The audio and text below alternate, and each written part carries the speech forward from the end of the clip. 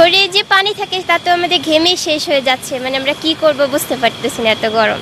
তাই সারাক্ষণ সাথে একটা ছাতা আর পানি রাখি। আর গরমের কারণে তো ব্যবসার সমস্যা বলতে লোকজন কোনো কিছু খাওয়া দাওয়া কোনো কিছু খারও ভালো লাগে না, ওই শুধু একমাত্র ওই পানির উপর দিয়ে চলছে। যে তাপদাহ এটা আসলে মানে খুব অসহ্য একটা বিষয়। হ্যাঁ, যারা এসির মধ্যে আছে তারা আরামে আছে, কিন্তু আমরা যারা সাধারণ মানুষ তারা খুব কষ্টের মধ্যে আছি। রোদের প্রখরতা এতই বেশি যে মানে এখন বাইরে যে বের হবে সেটাই ভয় করছে। আজকে খুব জরুরি কাজ, এর জন্য বের হওয়া, নইলে ঘর থেকে বের হওয়া হয় না।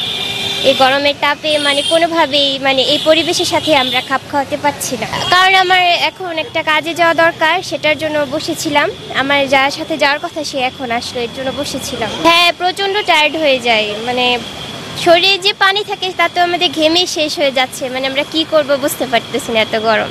তাই সারাক্ষণ সাথে একটা ছাতা আর পানি রাখি। মূলত যতটুক গাছপালা থাকার দরকার ততটুক তো নেই। আর আমাদের ঢাকাতে তো মানুষের সংখ্যা অনেক বেশি, আর রোদের প্রখরতাও যে বেশি, এর জন্য সবকিছু মিলিয়ে এখনই অবস্থা। আর গরমের কারণে তো ব্যবসার সমস্যা বলতে লোকজন কোনো কিছু খাওয়া দাওয়া কোনো কিছু খারও ভালো লাগে না, ওই শুধু একমাত্র ওই পানির উপর দিয়ে চলছে। আপনার চা চলে না, তারপরে অন্য আইটেমগুলো আমাদের একেবারে বেচা বিক্রি কম। যে কলা রাখছি কলা পচতেছে, বেকারি যে রুটিগুলো এগুলা পচতেছে, শুধু পানি আর পানি, শুধু পানি।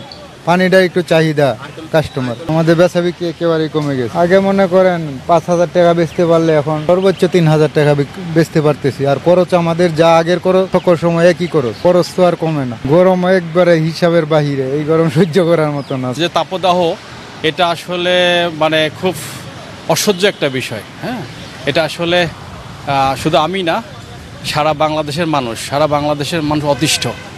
যারা সাধারণ মানুষ, যারা এসির মধ্যে আছে তারা আরামে আছে, কিন্তু আমরা যারা সাধারণ মানুষ তারা খুব কষ্টের মধ্যে আছি। হ্যাঁ, গা ঘেমে বিভিন্ন ডায়রিয়া হচ্ছে, ঠান্ডাজনিত সমস্যা, ঠান্ডা কাশি জ্বর,